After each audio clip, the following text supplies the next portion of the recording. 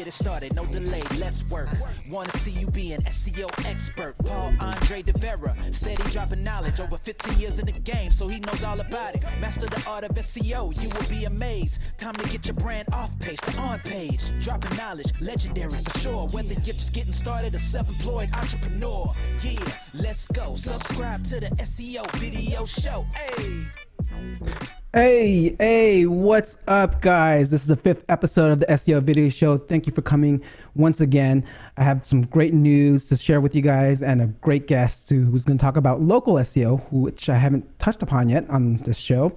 I want to say hi to everyone that's out there. I see Mike, welcome back again. Tim, welcome back. Kenneth and Freddie, how you doing? What's up, guys? I want to go ahead and let's get the show started. This is Ted DiBiase, the $1 Million Man. What do SEOs use when they go fishing? Link bait.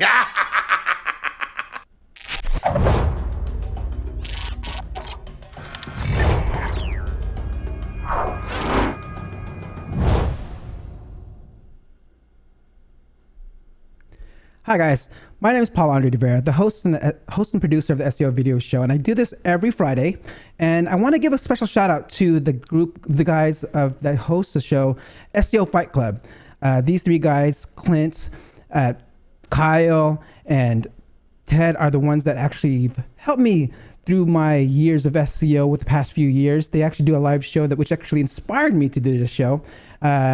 Welcome to all the members or subscribers that actually joined from there. I'm actually rocking the SEO Fight Club t-shirt today just for you guys. Thank you for giving me a shout out on your show, and I hopefully to see you guys next week.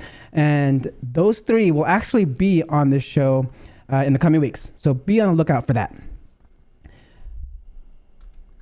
I mean, there is one corner case where you probably want to look at it, and that's how many, for example, F-bombs people drop in the comments and how R-rated the comments are. Because if you are writing about cookies, for example, lemon cookies specifically, and there are a few thousand comments below your recipe that are all of them are rated, then that might easily confuse our safe search algorithms, for example, and then your content wouldn't do so well when safe search is on in Google search. Fun. And links, just use rel UGC. Rel, nofollow, UGC if you want to help. I would definitely use nofollow just to make sure that you're following the guidelines that you learned by heart. Okay, I got a little too happy trigger finger there, but that was an episode of the latest Google Search Off the Record where they talk about comments on pages, whether or not to block them or delete them or just moderate them. Basically, just no index, no follow. You should be good to go. Be careful on the ones that are R-rated. If you have any that are topical, it's totally fine. I personally love comments and interacting with comments because with my responses, you can actually add your own certain keywords that you're trying to target on that page. So next, we have the Google Office Hours. They did it again this week. I actually find it really helpful asking questions. Anyone can actually join. They put up the time and you can ask questions live or in person. And being an international SEO, global SEO, enterprise SEO, I come across two problems, which is canonicals and hreflang. It's been a tough challenge, and I feel that there are other global SEOs out there that can actually use or listen to the questions I had on the topic and hopefully help you solve it right away. Why does Google keep selecting the wrong canonical? For example, in Search Console, it says user declared canonical is this one, and Google selected canonical is a different one. You have different versions for different countries, but the content itself is actually the same. So in this case, probably the English version for Sweden is the same version as the English version for South Africa. It's a different URL for different countries, but the content, if the content itself is essentially the same, it doesn't have to be exactly the same. But if it's primarily the same, then what will happen is we'll say, well, we can save you some trouble. We'll just crawl one version, and we'll index that one version, and we'll use that as a canonical, even though you've specified that these are separate pages. If you do need to make sure that you have separate pages shown in those those two countries, then you need to make sure that the content itself is really significantly different across those pages, so that when our algorithms look at those two URLs, we will say, well, this is really different content. We need to make sure that we index it individually. And in cases like that, we will index it individually. Usually, switching from kind of us picking one as a canonical to us indexing both of these versions separately is something that takes a bit of time. So I wouldn't expect that to switch from like 1 week to the next, but maybe over a couple of weeks or a couple of months, that would settle down and we'd index both of those versions. There you have it. So make sure your content is significantly different when it comes to different regions. Even if you're using English, do something to the page where the content's different so they can see that the pages are not too similar, where they'll pick their own canonicals. I had a follow-up question to this where I was actually getting more traffic from a certain country, right? And I was wondering, why am I getting more traffic from another country to another different country's website? And this was the answer. Bueller? Why would my mywebsite.com/English/SE website get a majority of impressions and clicks from India and the US? How can I make sure that the site only shows up in the Google index for Sweden? What our systems are seeing is that we're seeing the same English content from multiple countries, and we're picking maybe the Sweden version as the canonical for all of that English content, and that's the one that we would be showing in search because that's what we picked as a canonical. So in a case like that, it can happen that we show your Sweden page in India and in the US because we think these are all the same pages. In general, the hreflang annotations help us a little bit. But what's really important is to make sure that the content is different so that we don't fold these together. So geo-targeting hreflang is not something that is guaranteed. It's not a restrict that we would only show this in those countries. But rather, it's a signal that goes into our systems and says, well, this is really my preference. I'd appreciate if you did this, but it's something where our systems will still need to look at that and say, well, that's good to know, but we still really think it's different. So what you can do in cases like that is try to catch that on your side. So assume that users from all around the world will be accessing your site from everywhere, or all parts of your website, and try to catch those. Try to show a banner on top, for example, saying, hey, it looks like you're coming from India, and this is the page for Sweden. We have a page specifically for India. You can click here to go there. There you have it. Make sure you actually have to, you know that hreflang is not a guarantee, and it's coming out of their own mouth. So like if that's something that you're doing, again, it's about duplicating content and making sure your content is different. So pay close attention to that. hreflang is not a guarantee. And hey, if you can actually identify the user before when they go on your page, you can put some text on the top and say, hey, you're in the wrong place, and go in that way. And do not redirect because Google will not be able to read it. Next up is something from the lightning talks that just happened a couple of days ago, and it's on mobile first indexing. As you know, Google has been working on mobile first indexing for quite some time now. They actually extended the deadline for sites to go mobile first indexing, and here are a couple tips for mobile first indexing. You need to check your robots.txt files, and you also want to be careful with no index and no follow tags for indexing issues. Please also check if your hosts have enough crawl capacity to handle as many mobile crawls as they handle desktop crawls. Setting mobile page content correctly is as important as setting the mobile crawl correctly. Our general suggestion is to make sure your primary content is the same on desktop and mobile versions. There you have it. Some quick tips on mobile first indexing. I'll put the links later on below into the description so where you can find direct links to these videos. The next thing is what I found was an update in the Google Help YouTube channel. I found that they started updating a bunch of Google My Business videos. This comes within the past 2 weeks. They uploaded a few things, and there's been a lot of talks about local SEO and Google My Business the past few weeks, where they even actually had an article written on these Google badges. the Google badges are something that's happening where you're actually screened and you get this like nice green check mark, like your Google guarantee or Google Guaranteed or Google Screen. So this is something that I believe is a paid service. This brings me to my guest today. His name is Chris Haab. He is the creator of the Local Lighthouse, where he leads the tech strategy, activation, and measurement of customer-facing marketing efforts. Currently is a data-driven marketing instructor at General Assembly and the director of analytics and SEO at PureCars. Prior to starting the Local Lighthouse, Chris was the lead technologist at Edelman, where he oversaw the strategy to top-tier clients, including Activision, Cisco, Bush and Beans, Netflix, Starz, and T Rowe Price. Chris is also recognized in the marketing space for his experience with data orchestration, tech stack alignment, and customer identity resolution. Everyone, let's please welcome Chris. Hey, how's it going?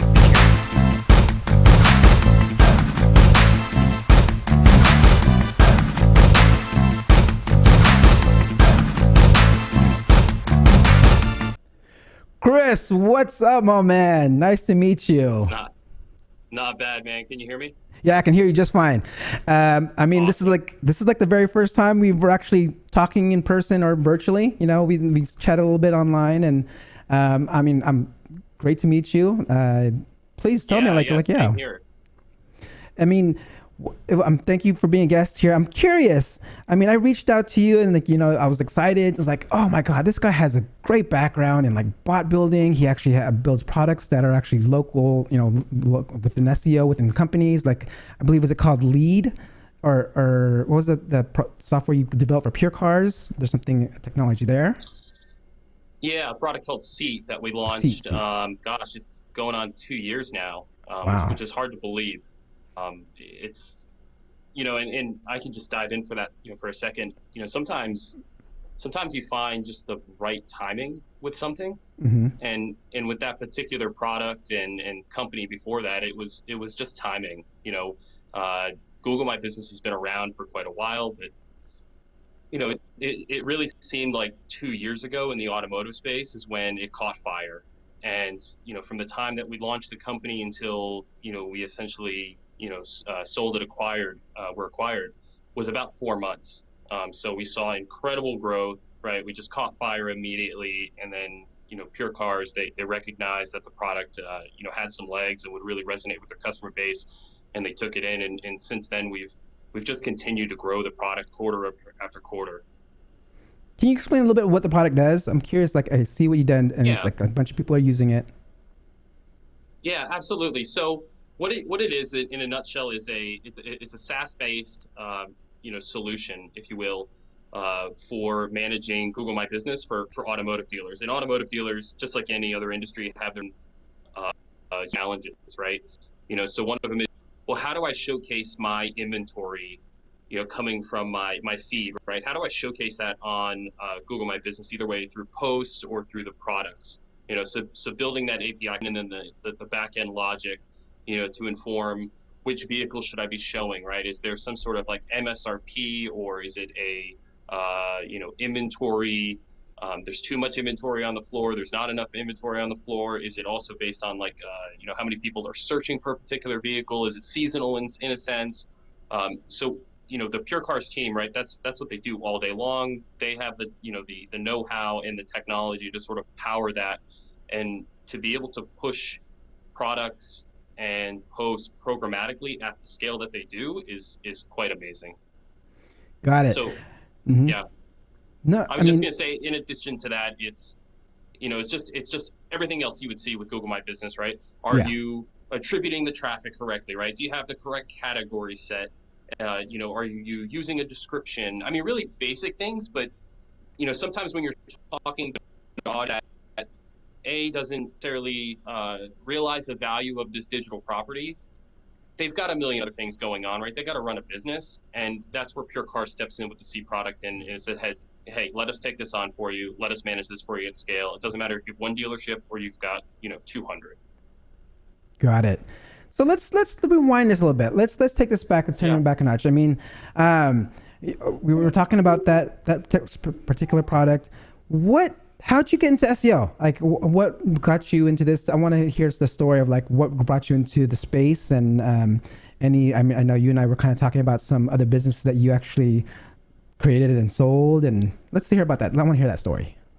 Yeah. So I'll keep it short, but I was living in Breckenridge, Colorado, with my wife. This was prior to we had our son, and I was working in the hotel industry and really looking for a way to reinvent. So came into social media in the what can be considered sort of the wild west days, right before even business pages. Got into microblogging with Twitter, was running Twitter chats at scale, and then slowly found myself in a position where I could get a job at an agency, and then started really working my way up into larger and larger agencies with bigger and bigger accounts. But I'll tell you, my mantra from day one, since I got into the agency side of things, has been, and this is just my own personal mantra, right? Everybody else has a different take on this, but I tend to look at things in the way of, in my career, I'm not looking to stay in an agency role for a year, right? And ours has been the exception because they've allowed me to grow and build amazing things there. But if you look at my resume prior to there, about 12 months is when I would stay in a company. And what that has allowed me to do is not only get into PPC and SEO, but then also all the tech background that I have, whether it's Google Tag Manager or JavaScript or Java or Python or writing in R, right? Doing all of these things where it's made me not only a marketer but also a tech-based marketer, and that's a very rare quantity in the marketing space in overall. I mean, you can have somebody who's very strong in tech, but it's very difficult to have a marketer who is very strong in tech. And I think that's what makes me a little bit different, and also makes my agency, the Local Lighthouse, very different. Yeah, I mean, that's what really stuck out. I was like, oh my God, I need to talk to this guy. Like, how is he so technical? Does all this stuff, builds bots, builds things. I mean, speaking of Local Lighthouse, that's like one of your newer projects right now, right? I mean, yeah. So pre-COVID, I was really chasing this opportunity with a company that I had built called Ridevertise. Unfortunately, Ridevertise has been since gone to the wayside right after COVID. But the underlying technology was pretty amazing. What we were doing is we were putting screens, tablets in the back of Uber and Lyft cars, and we were using the camera connected to a facial detection technology, and we were able to determine if the rider in the back seat was a male or a female, or if they had glasses on, or if they were bald like me, right? And then in conjunction with the built-in geo-targeting, right, that just comes from any Android device, we're able to determine where they're in the city, and therefore we could deliver not only the types of ads that they were looking for, but the ad copy and the content would reflect the individual in the back seat. So it would be like if it was a male in the back seat, well, the image in the ad would be a male, right? And then we were already starting to get into things where almost like Alexa, right, where continuous listening technology, where the tablet was listening for keywords like food or restaurant, and then those would trigger ads in a sense.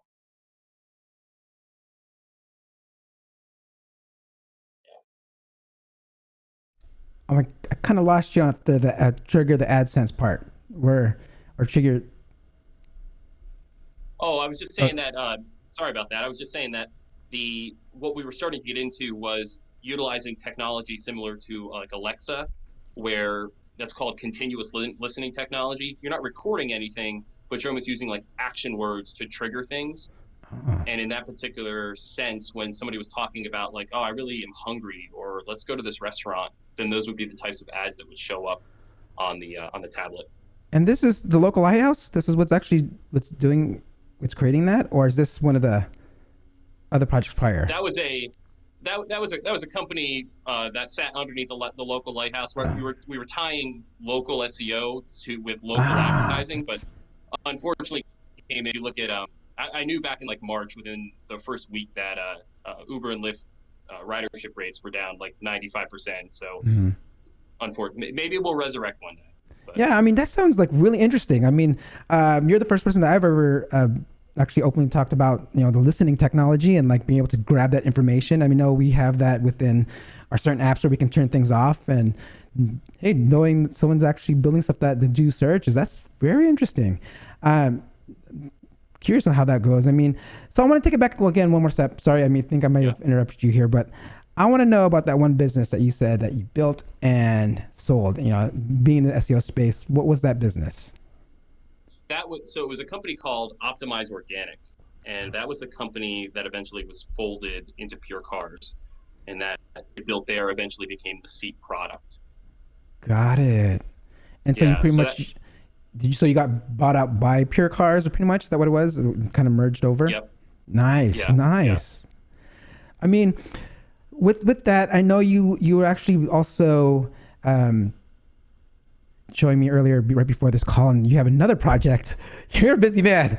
You have another one on local and something with Facebook chat. I mean, what's this about, and how does this relate with how people with local SEO and stuff like that? Yeah, so I'll take it a step back. I launched the Local Lighthouse over a year ago, right, and had built some initial tools for Google My Business Management. But after that Radvertise venture went down a little bit, it caused me to sort of in March sit back and say, okay, what am I going to do? And that's when I came back to the Local Lighthouse, and I started just building a bunch of tools and interface for local business, small businesses, right? That's primarily my target is SMBs. So if you go on the site, right, you can check out, we've got a bunch of different services, but you can also, anybody that's listening to the video or watching, I should say, can go onto the Local Lighthouse, click on the Google My Business page, and you can see that you can register, and there's a fully functional interface to manage not only your Google My Business, but different other platforms, right? And it's completely free. There's a freemium model there, but if you're just in there and you're looking to do the basics, man, you can get a lot accomplished. Our newest thing that we have built, and we have not even released this yet, so this is sort of exclusive, to our conversation right now. We have, got to get the exclusive. Yeah, you got to get that exclusive. Whatever you're about to say, let's listen up, guys. Right. This is for us listeners here. So what we have built is a Facebook bot that can either sit on Facebook, right, on a business's page, or it could also sit on a website, right, and it'll just pop up like any sort of other chat bot. And if you're logged into Facebook, it's going to know, right, hey, Chris, how are you, right? And you can start the chat from there, or you can be in Facebook, like I said. And what it enables you to do is enter three pieces of information. It's going to be your business name, the city where your business is located, and then also the state where your business is located. And what it's going to do is it's going to go find and grade your Google My Business. So it's going to give you a score out of 1 to 100. And in addition to that, it's also going to give you the ability to get a competitor analysis report. So it's going to take your top 3 competitors, and it's going to put it into an email that you can receive, right? And at the end of the chat, it's going to say, hey, do you want to receive this report? You just say, yes, you can use the email that Facebook already has for you on file, or you can punch in maybe a business email. And what it'll do is it'll get delivered to your inbox, and it'll see how you stack up against the next 3 competitors in your. Now, I will add quickly, what I think is really cool about the product is when we talk about competitors, typically when you're talking to a client, they're going to name like 3 competitors, right? And I'll just use the automotive industry because I know it pretty well. You'll ask a automotive dealer, who's your competitor, right? And if they're a Ford dealer, they're going to tell you, oh, it's this Ford dealer, this Ford dealer, this Ford dealer, right? But the thing is, in reality, that's not really true. Your competitor is who people are looking for in relation to your business, whether it might be a Toyota dealer, right? Because people aren't particularly loyal, right? They're looking for good deals, especially if you're looking at like the used car market. So what the tool does is it actually reaches the top 3 competitors as determined by Google and not who the client thinks it is. Got it. So how can someone actually get access to this? Or, is there like a link that you can give me later on I can share, or or can you just let us know? What we can do is, I was just going to say, so what we can do for you is, anybody who's coming through the SEO show, we're gonna give we're gonna put a link out, right? And Paul, you can probably post it after this discussion. And what you want to do is just click on that link, and I'm gonna sort of password protect it, right? So you're gonna have to use hashtag SEO show in order to get access to it.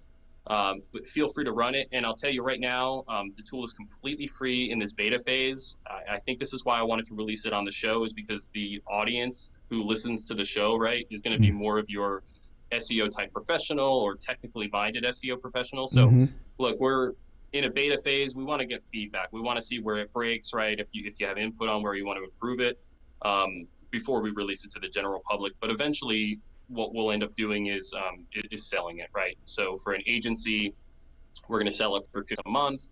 You get 150 free searches in that package, and then you can always tier up from there. But with the beauty of the tool is it can be put on any Facebook account, like with a click of a button on our end. So there's no setup fee or anything like that.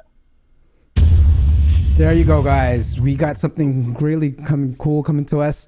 Can't wait to share that link, Chris. I want to go. Okay, one part of my segment again is to talk about like how do you become an SEO professional. I mean, you've been an SEO professional. You have this tremendous background in building and technical. What would be your advice to someone that's up and coming? Maybe he's already a marketer, or just wants to get into SEO or learn more about SEO. Yeah, I think you have to start from your heart, right? Like you have to be relentlessly passionate. It's what's made me successful, right? It's why at 2:00 in the morning, like I go to bed, like I have to the code that I'm working on, or I've got to crack like this SEO question I have. I've got to look at more forums, right? Or do more research in Google Analytics. If you don't have that, like you're never going to get to the levels that you want to attain, right? And that's just, it starts there, right? And it doesn't matter if it's SEO or if you want to be a great attorney or if you want to be a great construction worker, right? You have to be relentlessly passionate about your work. The other thing is I would say, like, never in the history of the world has it been easier to attain knowledge, right? I mean, the internet is a wonderful thing. There are so many great sources, especially for SEO out there, where you can, start off at a basic level and quickly scale up, to be, to be a top tier person. And I think the third leg of that stool, right, is experience. Did you lose me there?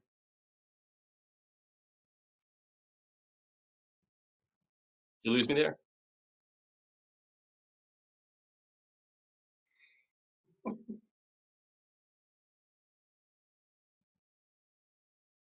Hey, can you hear me?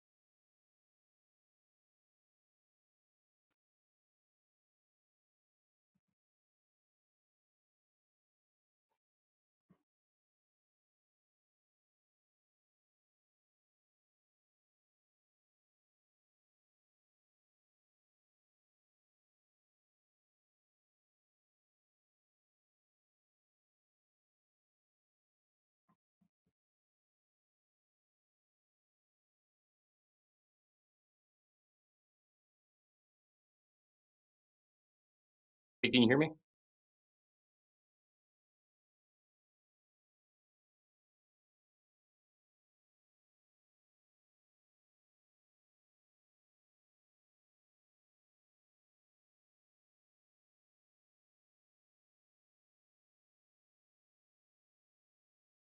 Can you hear me?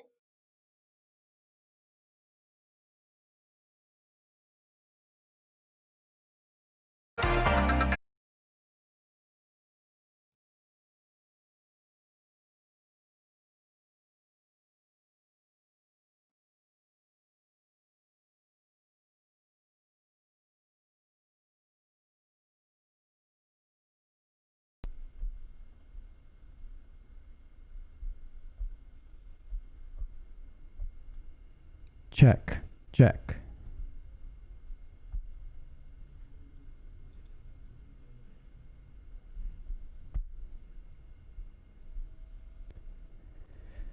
Chris, if you're on, can you try to dial back in? I am sorry about that. Can you guys hear me now in the chat?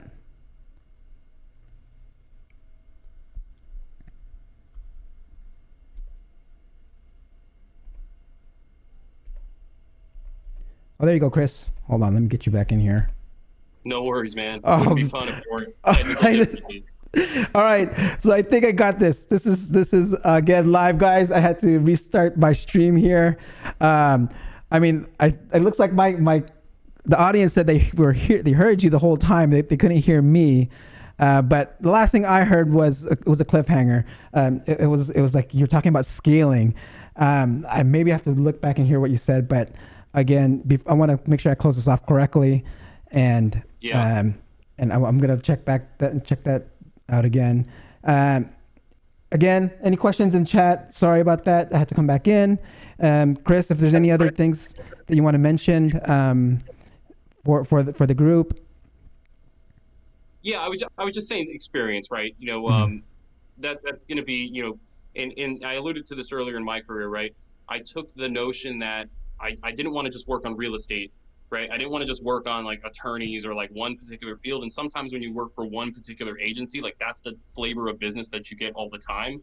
So like be varied in your approach, because I can't tell you how many times we've signed a new client, whether it's like a chicken breading business, right? And I can pull from some experience that I had, you know, years back with a healthcare provider. So that was just my third leg, is like go after it all, like all different industries. Got it. So I mean, yeah, that's right now with like, what are I see like, you know, I mean, I want to continue the conversation real quick on industries and like the GMBs. Like, have you seen like a lot of talk about how the GMBs have been being more popular now? Like a lot of people talking about it, and especially about the whole Google verified thing. Are you familiar, like working that in with your software, or, you know, with the Lighthouse? I'm curious, what's that all about? I mean, I'm not too familiar with it. I just heard about it just recently, this whole Google guarantee thing.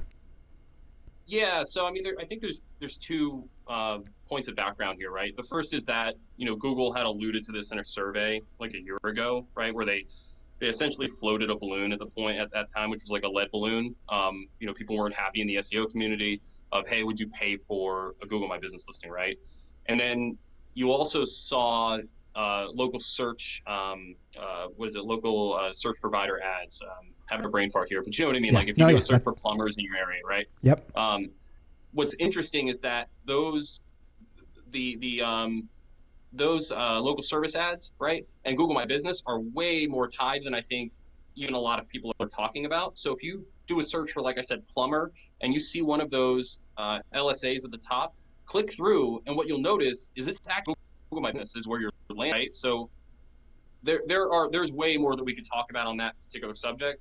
But my other point here is that to get Google Guarantee, I think it's going to work for a rather small segment of businesses. And I speak both from like the consumer side and also from like an industry professional. I think it's great for the consumer to see that badge, and there's at least been a background check, and you know that like the business owner has insurance, right, and all of these other things. And I just went through like a nightmare with a contractor at my own home, so I would have definitely appreciated a Google Guarantee, right, for the guy nice, yeah. But I also know how businesses operate. And if you go to them and you say, hey, look, I need a background check done on your owner, and I need to see the incorporation paperwork, and I need to see your insurance policy, and I need you to send this all over to the Pinkerton firm, right? Like, not going to happen in a large amount of cases. And I can tell you, especially in the auto space, like we went after LSAs for a while, and it was, I'll say it's impossible, like to get an auto dealer on board, because they just don't have that type of time. Yeah. Okay, let me see here. Let me look at chat. Any questions we have for Chris here? If not, I see we have a couple people here. No, I don't. Any questions? Nope, I don't see anything here. Chris, thank you for your time. Sorry for that glitch, whatever. I mean, things I'm still learning here. This is very, fairly new, and I kind of panicked. I was like, what's going on? But hey, now I know, like, my first panic was with you, Chris. But again, thank you. You can take it all on post, right? Yeah. So. Thank you, Chris. I'm gonna be sure to upload that particular tips you had for people to become more SEO professionals. Again, how can anyone get a hold of you? And I'm gonna be sure to promote that new Facebook product you have. But how can people get a hold of you right now?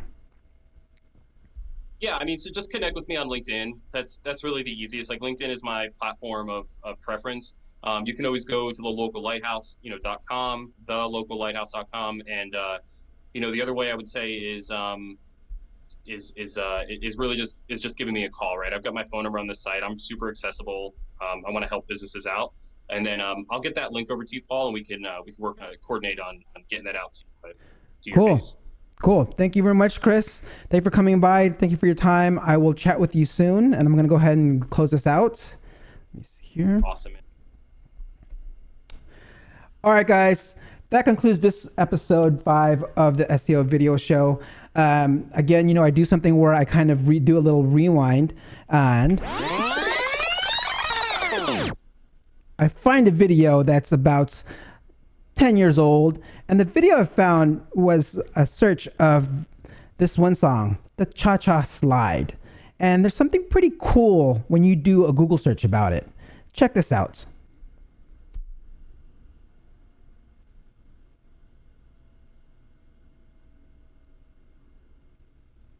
To the right now, to the left, take it back now, y'all. One hop this time, one hop this time. Right foot, 2 stumps. Left foot, 2 stumps. Slide to the left. Slide to the right. Crisscross. Crisscross. Cha-cha real smooth. Let's go to work.